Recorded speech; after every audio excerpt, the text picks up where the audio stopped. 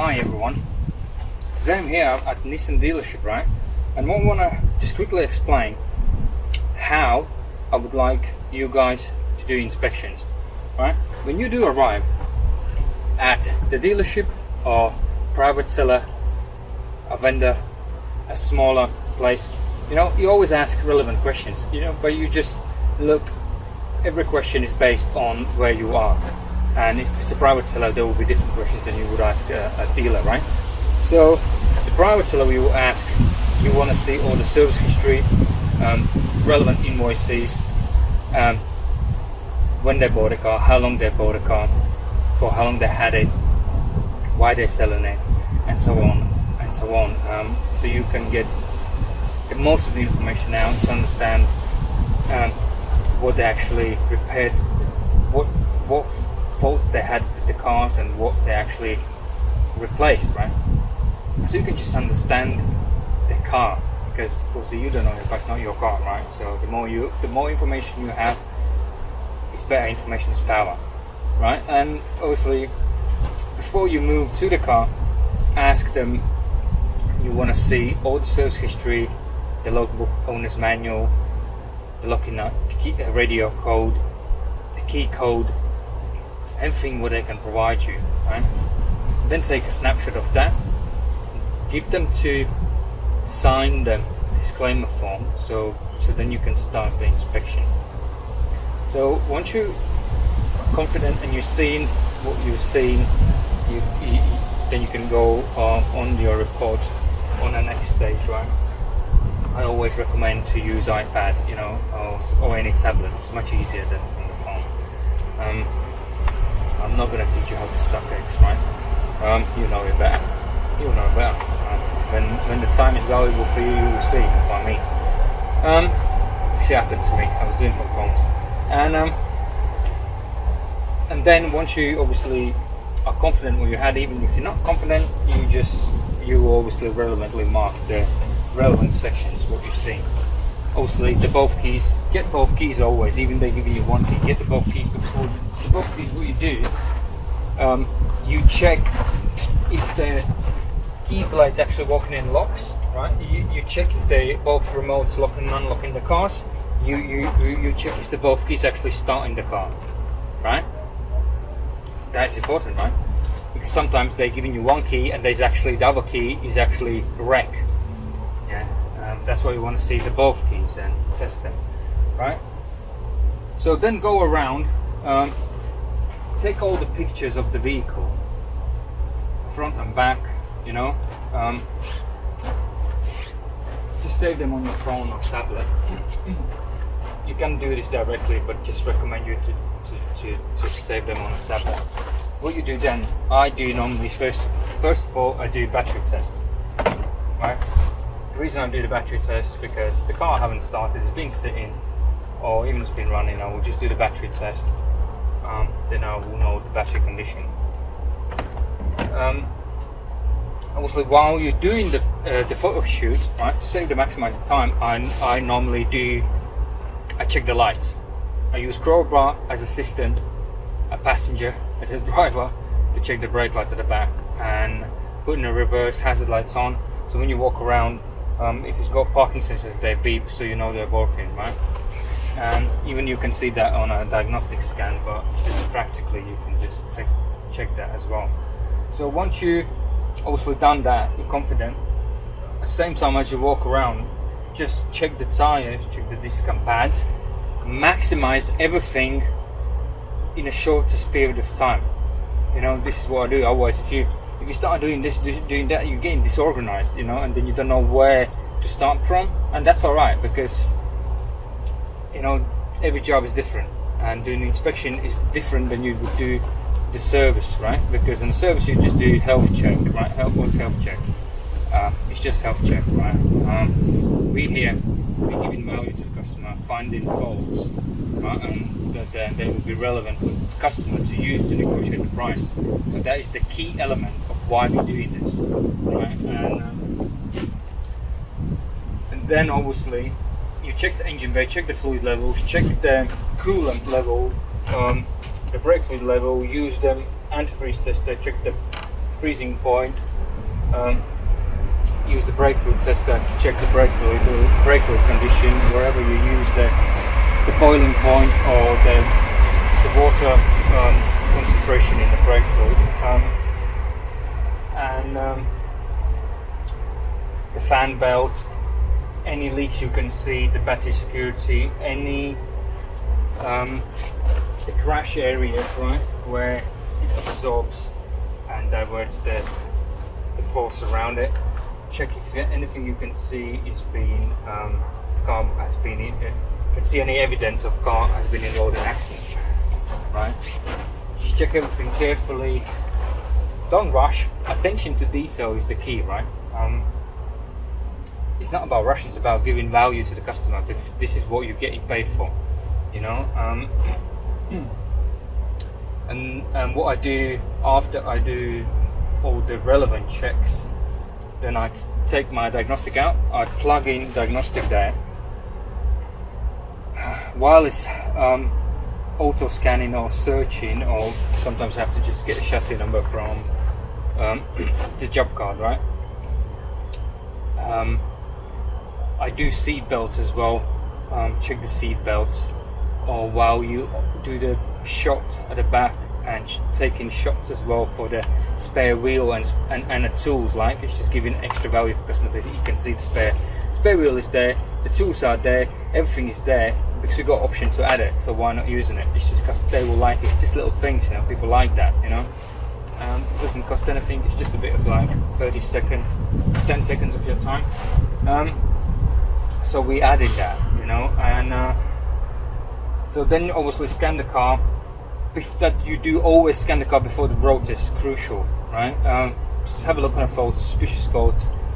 Most of their old faults might not be relevant, but it's important. Scan it, clear it, and before the road test, obviously, then you can do your wipers. The way you're gonna do all the instruments and clusters and controls, it's up to you. You know, you can do it while you drive, you can do it before you drive. It's up to you. There is no specific kind of order. It's how it's easier for you. You know, I normally do some things I do while I'm doing diagnostic as well. Some things I do while I'm driving. You know, so I mix and match things. So then I clear the faults, and then I actually I mark the body. Right, then I do them, walk around, and I mark the chips on the paints. If there's so many, right, because at the moment there's no options to add pictures, depends on the premium inspection, you can do video or you can add things.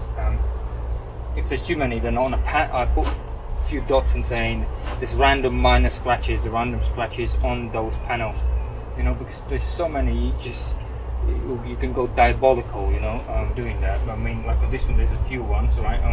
Then I just put the dots and say, look, there's a scratch there, like there's a scratch there, right? And there was a scratch. I mean, you know, then obviously you do that, right? On a premium, it's easy. You mark a few things, the areas, and then you go. Once you, after the road test and after you went under the car, you know, you do the reports. You record the car all the way around, and then you talk about and just show them the alloys, the paint condition, the scratches. You show them interior, right? You talk about the condition of interior, condition of the body, condition of the underneath the vehicle, condition of the brakes and exhaust system, anything you found wrong or you're not happy with your advising, you know, and you do like a 3-minute video roughly, you know, and audio you do about 2 minutes, you know, because at the moment we do follow-up calls, and then you go through through the report with the customer, you know. So you do the video and talk about the most crucial stuff, so the customer can get the most important bits on your video. But always it's important, anything what you say on a video or on audio, make sure relevant sections as well is marked. So if the customer sends that report, remember the report is your little Bible, right? If they send it to somebody, and whatever you said on a video and they haven't sent the video file, and you said the car is bad, and you're looking on a report the car is good, it will doubt your report. It will not match what you say, and it will not match the tick boxes. So if you say fair, write down why. You know, remember this report is about somebody who picks up this report should understand easily, clearly what's wrong with that particular area, particular section, right? And what is the estimate of rough estimate of rectifying this issue. Any like a 17-year-old teenager should read this and understand. You know, this is how you have to fill the form. So it's understandable. You know, it's not about just ticking box and said you mark something is wrong and then you ignore it, saying what it is. Make sure you write what it is. You know, and roughly what it would cost to rectify. This is what we're providing. This is what their customer can get, and get a great deal negotiating with the vendor. You know, I hope you understand it. You know, on the road test as well, slow it down, hard driving, change the way the drive styles, right? Harsh brakes, slow it down from standstill, you know, within speed limits, right? Even if you've got somebody driving with you, tell them, look, I will drive a bit of like a maniac, you know, because I need to test the vehicle. Because what you want on the load, some warning lights coming on, coming back. If there was some hidden problems, they will come back on the load, right? If you're gonna drive like a granny, a granddad slowly, the highly likely they will not come up, right? They might come up after some duty cycle, especially intermittent ones or something after some longer time. But after load, you will get some issues coming up quite quickly, if there are, you know. And then, you know, turbos, the pipes split and losing powers and things like that, and then at least you see how the engine is smoking or not. But when you poodling along, you can't see that, you know. So to make sure even you got a customer with, just tell them, look, I will drive like you wouldn't drive, you know, bear with me, you know, I'm testing the car, you know. And sometimes you got these customers who are quite funny, but you just have to take control of the situation. I sometimes feel awkward, but it is what it is. You have to overcome it. So I hope it sort of helps. You know, if you at any point of time have any problems or you don't understand, especially the paint readings, right? You know, the paint readings, I will give you a quick understanding. 100 microns is original paint. 90, 100. Around the seals, around the door areas, it's about 60, 70.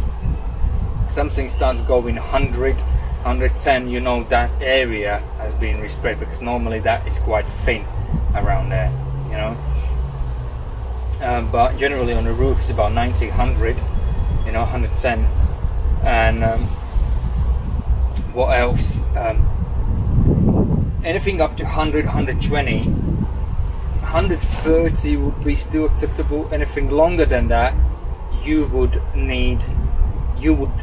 know the car has been resprayed. Anything 150, the car has been definitely resprayed. You know, anything over than that, 350 fillers. Anything over 200, there's already fillers used. 350, 500, up to 1000 microns, there's low filler used. So it's about 1000 microns is 1 mil. Hope it helps. Take care.